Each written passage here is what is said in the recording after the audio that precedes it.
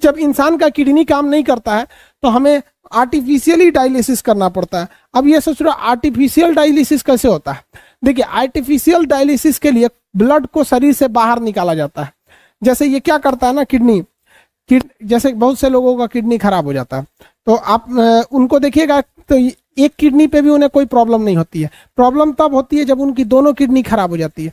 तो दोनों किडनी खराब होने के टाइम पे डॉक्टर क्या करता है, इस नस में एक पाइप लगाता है, हल्का सा पाइप लगा के पूरे ब्लड को बाहर निकाल लेगा। अब बाहर कहाँ निकालेगा भाई? तो एक मशीन होती है, वो ब्लड को कहाँ ले जाएगा? उस मशीन में, और मशीन डायलिसिस करके वापस शरीर में उस ब्लड को भर देती है। जिस तरह से रेनल के माध्यम से ब्लड कहाँ जाता है? किडनी में, साफ होने के बाद फिर इसी में आके मिल जाता है। उसी तरह एक डायलिसिस मशीन होती है। जब हमारा किडनी अच्छा से काम नहीं करता है तो वो डायलिसिस मशीन से ब्लड को बाहर निकाला जाता है, और बाहर निकाल कर उसको क्या किया जाता है? छान लिया जाता है, उसमें से गंदगी को निकाल दिया जाता है, वापस भर दिया जाता है। महीने में 3 से 4 बार डायलिसिस कराना पड़ता है। जिनके दोनों किडनी खराब हो गए उन्हें महीने में कम से कम 3 से 4 बार डायलिसिस कराना पड़ेगा। एक डायलिसिस का कम से कम खर्चा आता है, मतलब एवरेज मान के चलिए 3 से 4 हजार रुपये, मतलब 20-25 हजार रुपये उनके महीना जाएगा। उनके दोनों किडनी खराब हो गई तब जी। किडनी में कभी कभी स्टोन जमा हो जाता है। स्टोन, किडनी का जो स्टोन होता है वो कैल्शियम ऑक्जिलेट का बना होता है। ये क्वेश्चन हमेशा पूछेगा, किडनी का स्टोन किस चीज का बना होता है? तो कैल्शियम ऑक्जिलेट का। देखिए, किडनी में जो स्टोन होता है वो बहुत ज्यादा रिस्की नहीं होता है। उसके नॉर्मल दवा आते हैं, आयुर्वेदिक दवाइयां भी आती हैं।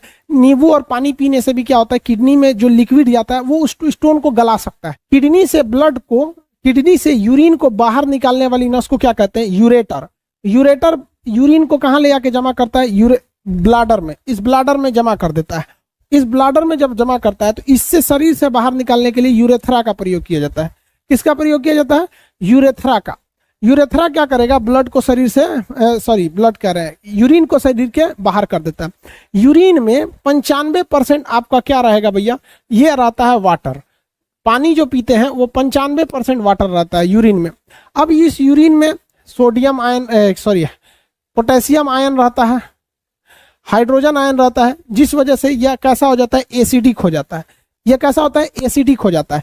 इसका पीएच जो होता है ना वो वैरी कर जाता है। 4.8 से ये 7.2 तक चला जाता है, वहां तक ये वैरी कर देता है। ये डिपेंड करता है कि वो यूरिन कितने देर तक रोका है, या एज पे भी डिपेंड करता है। बीमारी वगैरह में भी देखते हैं वो यूरिन जांच किया जाता है, ताकि यूरिन से पता चल जाता है।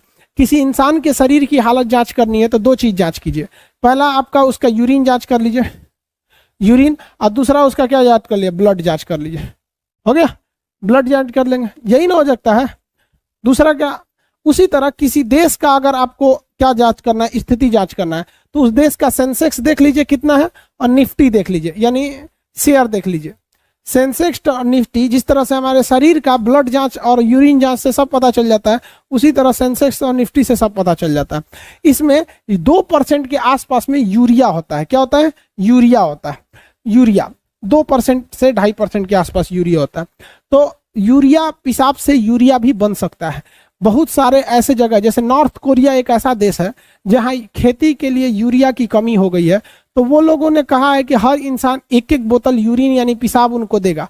तो वो क्या करेंगे? उनको यूरिया इजीली मिल जाएगा। उस बोतल के पेशाब को अपने फैक्ट्री में ले जाएंगे और पूरा एक जगह इकट्ठा करेंगे, डिस्टिलेशन प्रोसेस से यूरिन अलग कर लेंगे, पानी अलग हो जाएगा, यूरिया बैठ जाएगा, फिर उसको फर्टिलाइजर बना के और उर्वरक के रूप में उसका प्रयोग किया जा सकता है।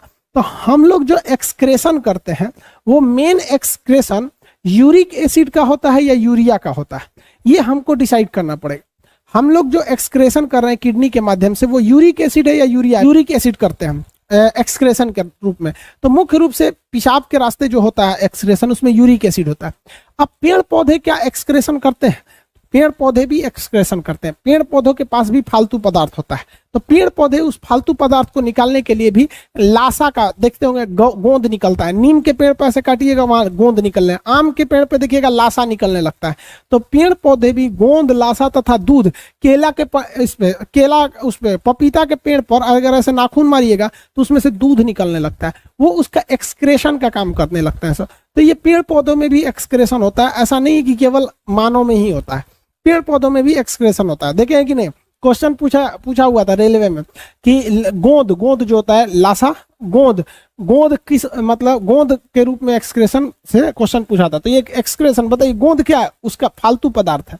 नीम वगैरह का गोंद आता है। पहले जब किताब उताब में फेविकोल नहीं था तो इसी सब चीज से चिपकाया जाता था।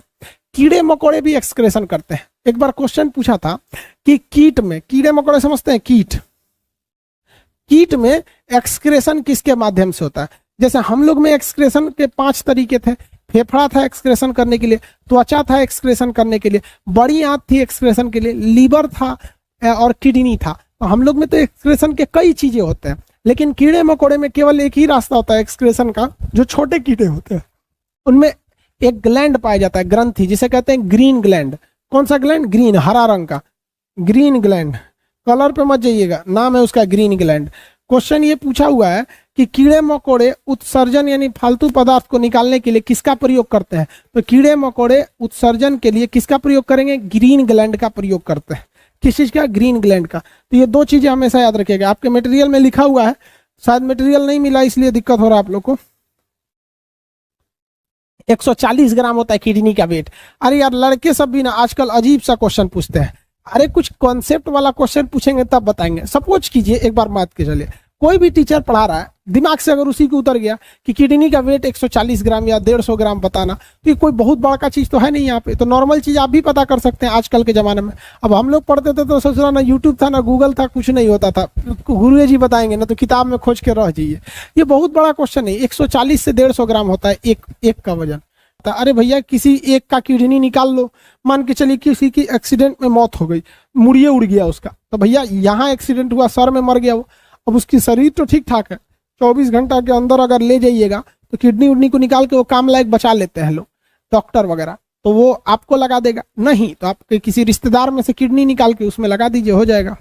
स्टोन कैसे बनता है? कैल्शियम और ऑक्जेलिक एसिड खूब रहेगा आपके बॉडी में, क्रिया करके कैल्शियम ऑक्जिलेट बना देगा, वो टाइट हो जाता है, उसी को कहते हैं कैल्शियम ऑक्जिलेट स्टोन हो जाता है। अब टाइट होने की वजह से वो पत्थर की तरह हो जाता है टाइट। अब कोई झुकेंगे तो गड़ने लगेगा, दर्द करेगा। अब कोई भी चीज अंदर से गड़ता है तो बहुत भयानक दर्द करता है। जैसे जूता के अंदर का कंकड़ बहुत भयानक दर्द करता है, जबकि सड़क का कंकड़ उतना दर्द नहीं करता है। सर किडनी में ब्लड क्लॉट हो सकता है क्या? आराम से हो सकता है। ब्लड कहीं पे भी क्लॉट हो सकता है। ब्लड को क्लॉट होने के लिए कहीं पे भी ब्लड क्या हो सकता है? क्लॉट हो सकता है, उसमें आप टेंशन है। अब किसी को मार देंगे यहाँ भड़ाक से यहाँ पर, अब यहाँ खूब हुमच के मार दीजिए, अब यहाँ की कोशिकाएं क्या हो जाएंगी? मरने लगेंगी। और जैसे मरेंगी तो यहाँ ऑक्सीजन नहीं पहुंच पाएगा, क्योंकि ऑक्सीजन लेने का काम माइटोकांड्रिया करता है। और जैसे ऑक्सीजन नहीं मिलेगा वहाँ का हेपरिन क्या हो जाएगा? मर जाएगा। जब हेपरिन मरेगा तो वहाँ पे फाइब्रिनोजेन और प्रोथ्रोम्बिन मिलकर ब्लड जमा देंगे, क्लॉट हो गया।